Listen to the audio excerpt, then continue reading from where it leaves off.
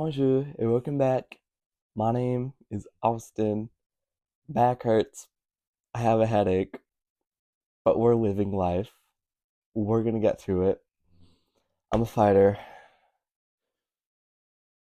I've had to re-change this video multiple times, both conceptually, no, just conceptually. I don't know what I'm talking about.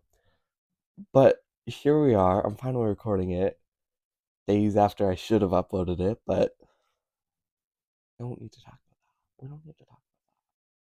I've been so busy with another video I'm working on, which I'm super excited for. I know it's going to turn out bad because all my videos do, but I'm very excited.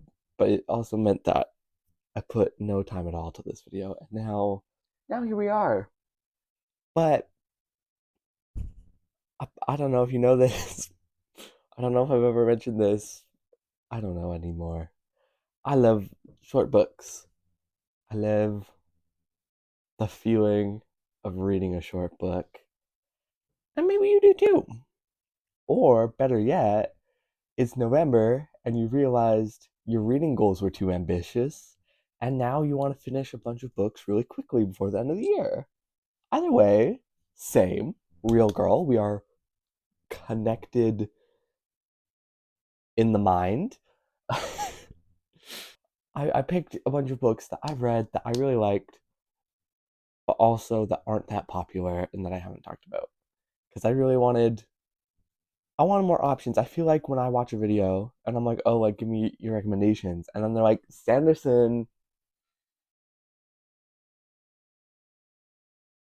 next? Like, who cares? I've heard about him.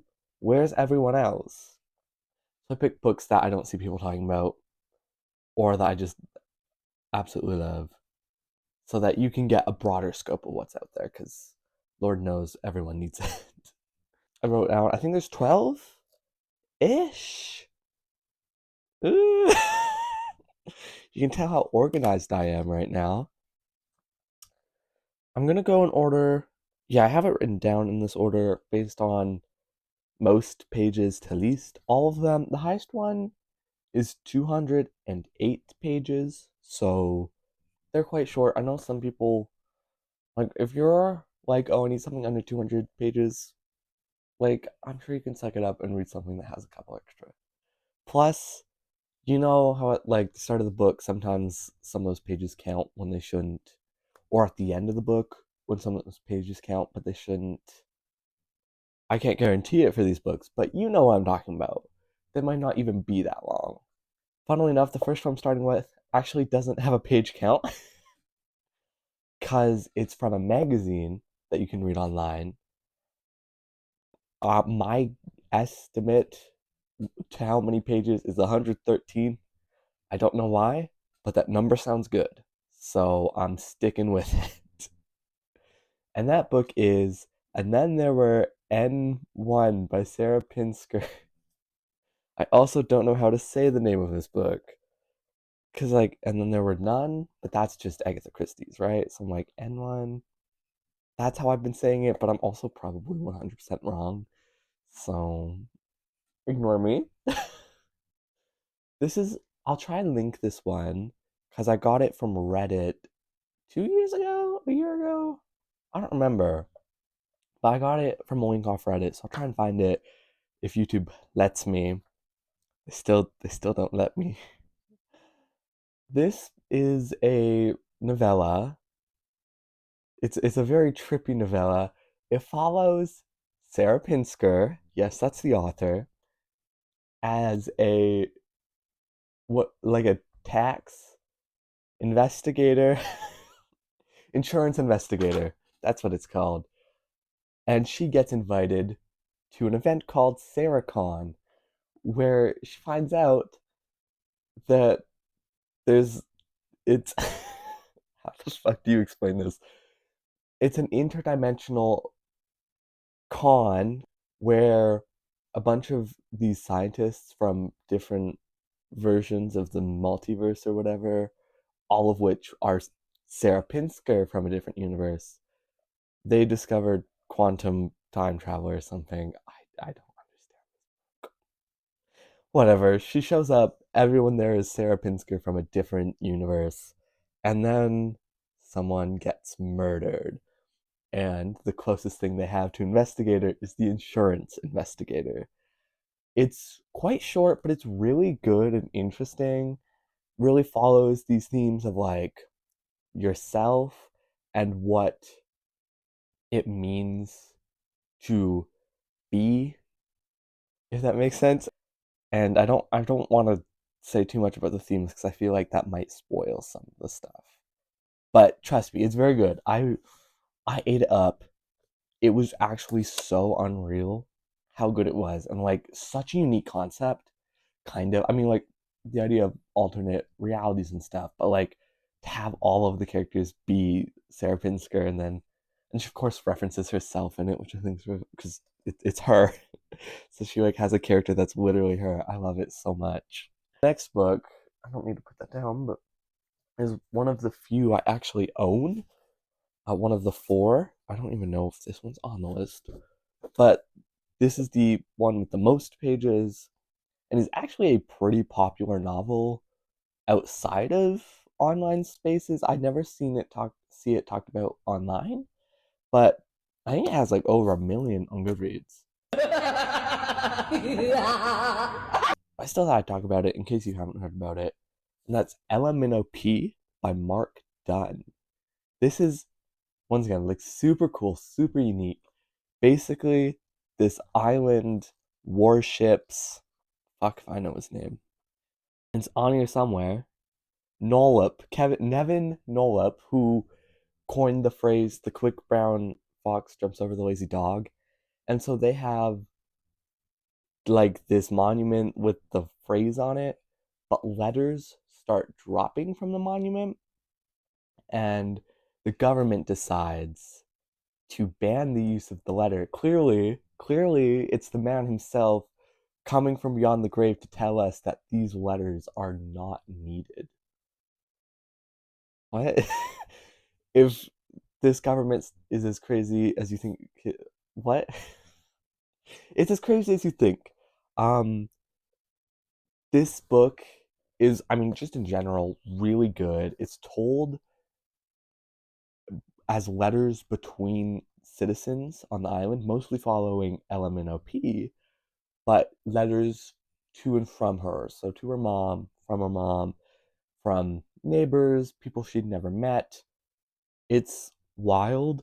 And going into this book, I was expecting something like kind of fun, weird. I was not expecting it to be like a very, like, 1984 levels of dystopia. They were killing people because they used it. Only, I don't know how many times it happens. I think like once, but like they're like one of the punishments is death. What? It's so weird, but so good. I think it's more so a criticism on religion in politics, but like, and yeah, I feel like that's what I got from it. It's about sort of the intersection of religion and politics and how that can create such a bad space for everyone, you know? A little warning, there was a slur in here, which caught me by surprise. It just happens once. Oh, I don't know where it was. It was a letter from her father. Uh, and like, yeah, I'm just like reading and I'm like, what? It's the R slur. But like if you don't care, super good. Super good. Highly, highly recommend. The next book is another one I read online, but from an online library. I don't know if I've talked about this book before. I've talked about this author specifically in my October video. I am talking about Catherine Valenti's Six Gun Snow White. Ooh, ooh. I imagine I have a picture of it. I don't know if I'll have a picture of the Sarah Pinsker one, which would make that really embarrassing. But this book, it hold on, how many pages? I wrote it down. 207? 207. Yes, Six Against Snow White is a spoiler alert Snow White retelling, but is really interesting. It follows, well, she doesn't really have a name. I think she might have gotten one at the end, but I don't remember. But it follows this young girl who is half white and half indigenous due to her father. Um, yeah, and then um, lots of shit goes down in the first books. I've been wanting to include trigger warnings, and I've been forgetting to. It's very much in this book of rape and racism. The book follows a girl who's called Snow White by her stepmom because she'll never be Snow White, her skin color. So that's genuinely like I don't want to explain what happens in the first half, or I guess first chapter, not first half of the book. The first chapter, it's very gruesome, very violent. So like warning, like self-harm and stuff like that, suicide. So be careful, but if you can get through that, or if it doesn't really phase you, it's the story of a girl who is a trophy to her father and a I had a word and it's gone, but someone to bully from her mother, so she runs away. And I don't want to say more, but I realize that that doesn't sound interesting. But trust, it is one of my favorite books of all time. It is in my top 10. It is so good. It made me cry. I felt it's so strong and it really weaves together a lot of the different versions of Snow White, different characters that aren't always in every version of Snow White, and it kind of weaves them all in together in different ways. It's also a western. That was the worst explanation of a book I have ever personally given and I have ever heard.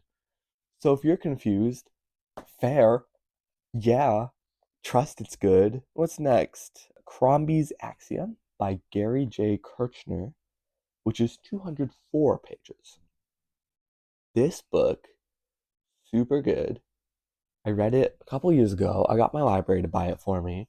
It has 14 reviews on Goodreads. Like, this is way below everything. And there's a couple books on here. Like, books I've talked about so far haven't been too small, but like, we're gonna get to a couple where they are like, there's like less than 100.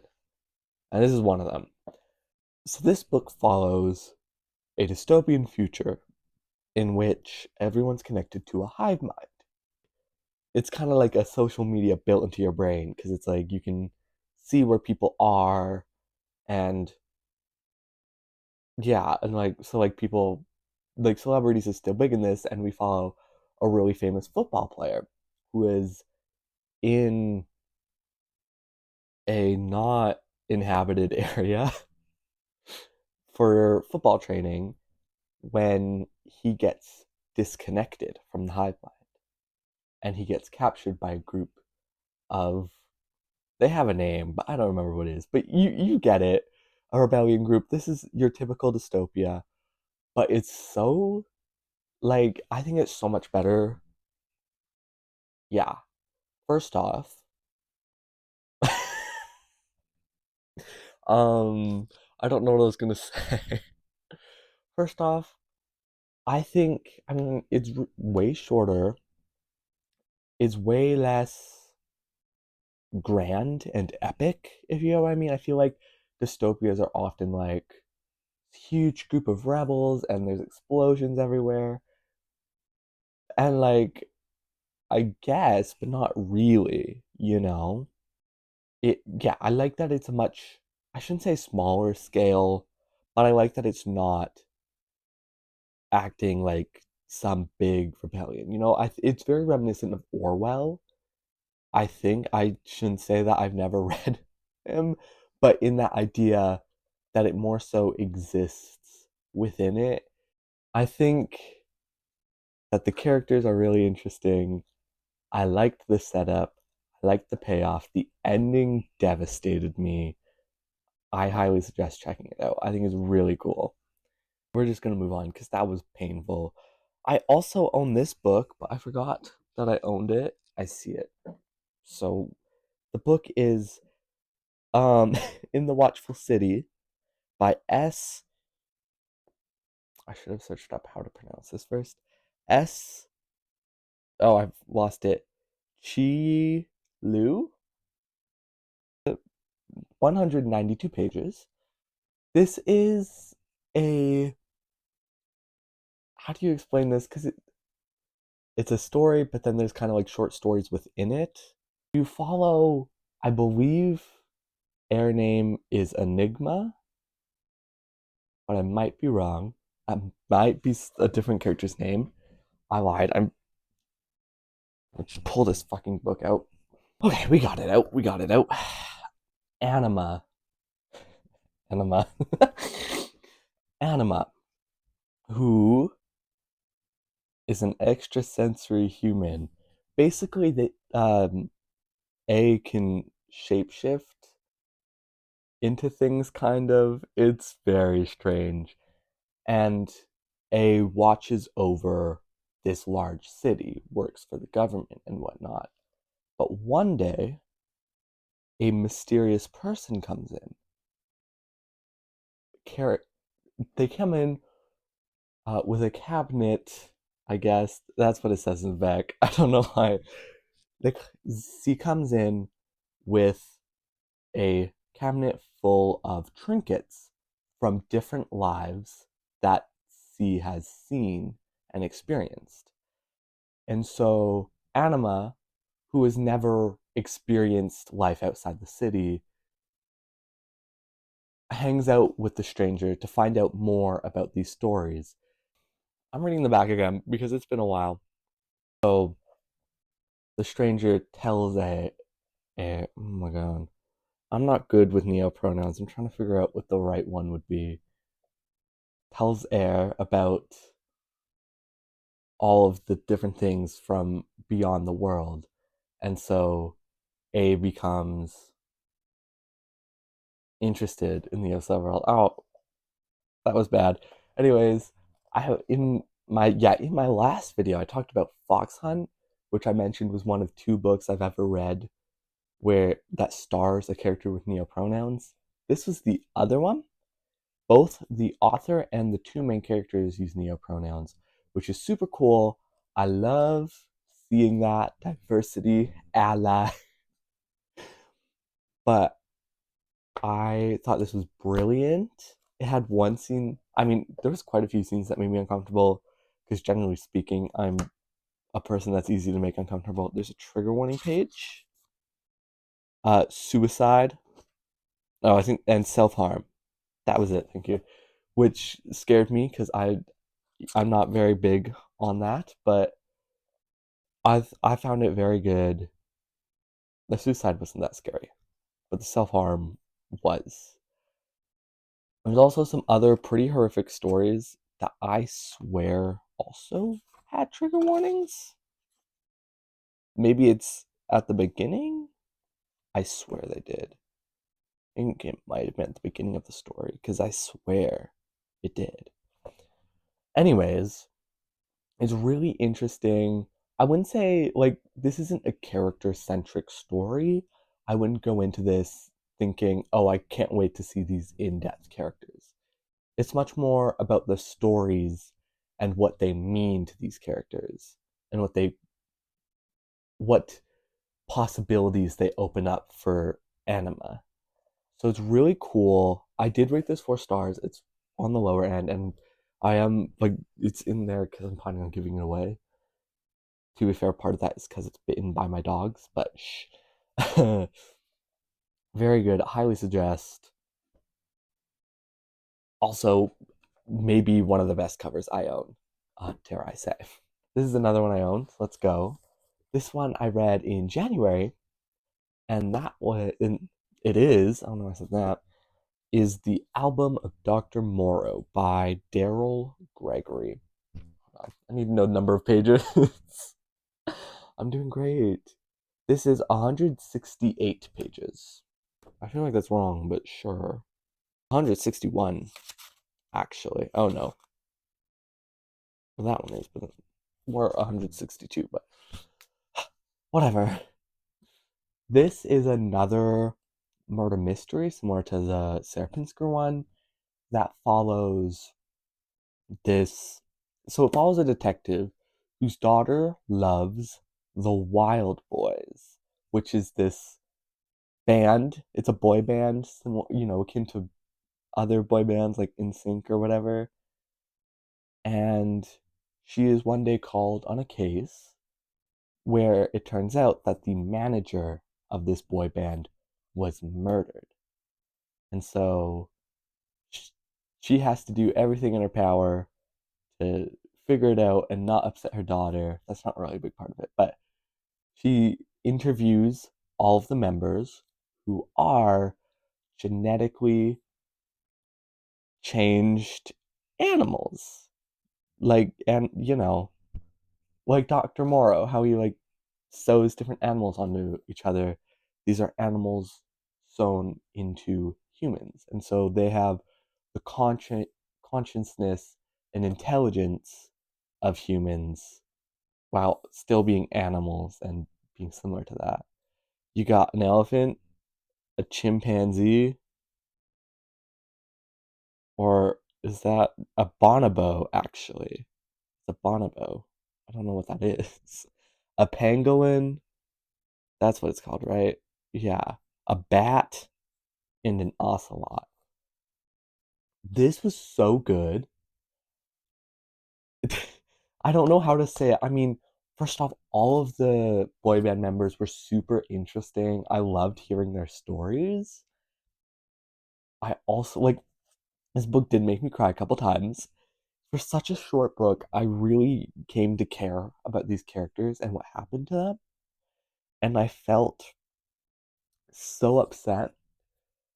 And this book is really about the predatory nature of the music industry and sort of how they higher ups, the record companies and all of that really take advantage of the musicians and the artists. And we hear about this all the time, and yet we still let them get away with it. And this is just another criticism of that. And it's so good. Check it out. I picked this up. I was like, I'm not like dying to read it, but like, I'm interested enough, so I'll buy it. So good. Check it out. The next book I'll talk about is one that's maybe a little bit controversial, and that is And Then I Woke Up by Malcolm Devlin. So this follows um the world. Well, not really the world. I don't know. It follows this guy, I don't remember his name, who is in I guess, a psychiatric ward, kind of.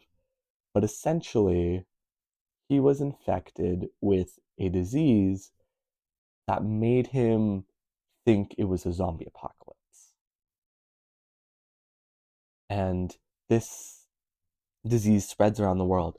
And so, I mean, like, not a lot of people, I guess, but a good chunk of people in the world start to believe that they're in the zombie apocalypse. They start seeing other people as zombies and killing them. He is in there. I don't want to spoil it really, but it comes up pretty early. But yeah, he kills a lot of people, and it follows afterwards where I don't remember why, but he realizes that he was not in a zombie apocalypse. Something changes, and so he's able to find help and gets into this place. But while here, he meets another girl, but she wants to find the group of survivors she was with because she wants to make sure they're okay. And so he escapes the asylum with her, and they go on an adventure to find these people. But of course, these two are, like they don't, the disease is new, so the people don't know if they can turn back or not. And so it's this very interesting story, and there's lots of like flash forwards and flashbacks to the characters' lives and their experiences in the zombie apocalypse. This is controversial because after I read it, I was like, oh my god, this is so good. And I went to the reviews, and people were like, I'm tired of mental illness being the depicted this way. And I was like, you're right. You're so right for that. But it's so good. The book is so good. And I personally, I guess, feel that it was done well. And I don't know if I fully agree with that, but I get where people come from in that idea. And the book is so good. And it made me emotional. It made me cry. I did read it mostly at work when I worked at my old place, and I hated it. I hated my job. Um, and I would read it on my breaks and cry. But trust, check it out. Like, see if you're interested. It can get a little violent, but I don't remember it being too bad. That has 160 pages. I didn't mention that. The next one is another one I own. Kind of technically, I stole it from my grandma. Because she's like, you can borrow it, and then I never gave it back, and now I don't talk to her. This is Stony Creek Women, which was written by Bridget Morin, but it is a biography about Mary John. We're never given, I don't remember being given her actual name, because that's like her white person name, because this is the story of an indigenous woman and her experience growing up indigenous, essentially. This is 160 pages, but there are pictures. There's a couple pages of pictures here, so I don't know if you can find this anywhere, because like this is quite an old book, but it is, as I said, the story, it follows an indigenous woman growing up in a colonialized Canada, and sort of her experiences with, smallpox in the first chapter, or a flu. It doesn't say specifically which, but it's like the illnesses that we brought upon them, and like growing up and dealing with all the racism, and then the residential schools, and then her own families, and dealing with the loss of all the people around her so early in their life due to the colonization. It's so good and so emotional, and I feel like it's so strong. If we taught this in school, I think there'd be less racists out there, to see what this woman has been through, and to understand what so many indigenous people have been through is so important. So I highly suggest checking this book out. Nonfiction compared to everything else would, I believe, everything minus LMNOP is speculative fiction, and LMNOP kind of is, which leaves just this as a nonfiction. Quickly checking, and I believe I'm right. Yeah. So highly, highly recommend. Highly think you should check it out if that's your kind of thing. So good. The next book we got, I don't know if I cannot remember what happened in this book, so I might skip it actually. It was The Annual Migration of Clouds by Premi Muhammad. It was fine, but like I literally could not tell you what happens in it, and I don't own it, so I can't look at the back. So we're just gonna skip it and go to Rosebud by Paul Cornell. This is a very strange, trippy, very psychedelic kind of book. You don't know what's happening. You're constantly confused, and by the end, you're left more confused. You're a little scared, but also so intrigued. And also, it has some commentary. This book follows a group of characters who are, according to the back of the book, oh, a balloon, a goth, which I think is so funny to be thrown amongst these, some sort of science aristocrat, possibly, a ball of hands, and a swarm of insects. That is what it says on the back of the book, and that is not inaccurate. It, it, I assume the science aristocrat was some like character created for a game that was abandoned. Anyways, these characters all are on this ship called Rosebud. Was it called Rosebud? I think so. Yeah, the crew of the Rosebud. They were all put on here because they need to be re-taught, re-education center, but a spaceship. They need to learn their lesson. They were a league. Oh God, I don't remember. Fuck. It was super interesting, but like they're all sent up to space to investigate for the company. I believe they're literally just called the company, but I could be wrong. It's really interesting. You have these five characters who basically all hate each other.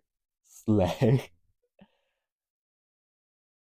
This book follows these themes of like what it means to be a person and what it means to exist in a world that doesn't want you, specifically in reference to whatever his name's is. I have them tagged huge. I believe his name is. I believe that's the hands one. Because in a previous lifetime, he was a trans man. And the government wasn't happy with this, so they turned him into a ball of hands, if I remember correctly. And it's like, it made me really emotional because I have it saved. There's also a trigger warning at the beginning for transphobia, which I love. Love trigger warnings. I don't know how to explain this book because I was so confused reading it, but it's a good confused, not like a what is happening. It's like a what is happening? I highly suggest checking it out. It's yeah, it has like small horror elements too. As I mentioned, I like was scared. It has its horror elements, but overall, very good. Such good characters in what is essentially 96 pages. So such a good entry from whoever this is. I don't know who they are, but great. Just yet another great one from Tor.com. I think there's only a couple Tor.coms on here, but I mean, another banger. Who's shocked? They always pump out bangers. We have, this one's really interesting. We have Carolyn's Heart by Austin Chant. This is it says 102 pages. This is a novella that follows a witch whose lover had died. So she decides to create a new heart to bring her back to life. However, this witch works for this random man. I don't remember too much about the beginning. It's been a long time since I've read this. But there she meets a cowboy, one of the people who works for this man, who she soon discovers is a trans man who is like her because she's a trans woman. But she's a witch, so she was able to like magically make her like get rid of it all, whereas like he has to use a binder and stuff. I don't want to spoil anything, but in the description it kind of says the main event that happens in the book, and you might be able to guess what that event is simply by my description. It's a very cute, very emotional book. I thought it was amazing.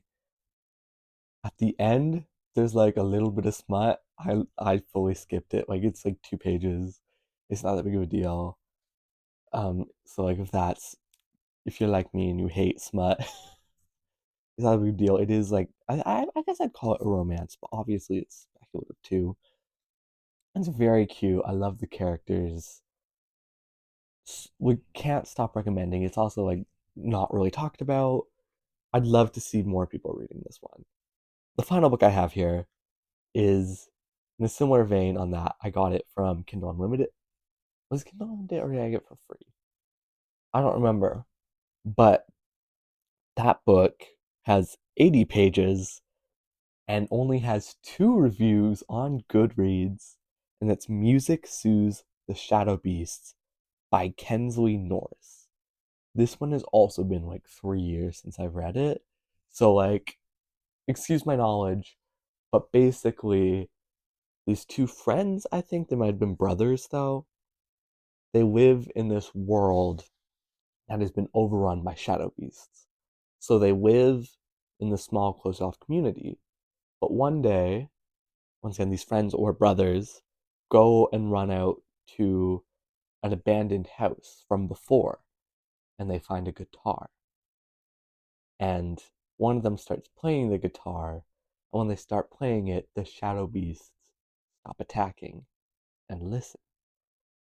I don't want to say any more because that's like already the first fourth of the book, but it's so good. I need to reread it because once again, it's like I kind of forgot what happened, but it's so good, it's like so interesting, so cool conceptually, and I remember the execution being really good. I gave it 5 stars.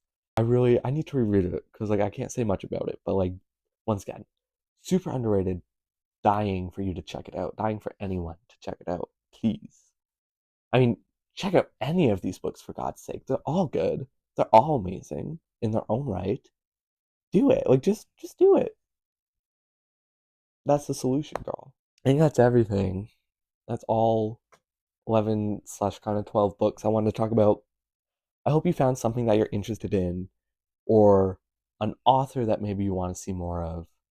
Or maybe you're just happy that a book that you love has finally been mentioned, because that's so real. I always click on the videos being like, will they talk about one of my favorites? If you enjoyed this video, you should totally like and subscribe, because my next video is going to be sick as hell. I don't want to spoil too much. It should have been a video that came out on Halloween, but I decided I was going to do it too late. So now it's mid-November. I'm pretty sure it's going to be a two-parter because, and maybe it won't be, but I got 16 books to talk about.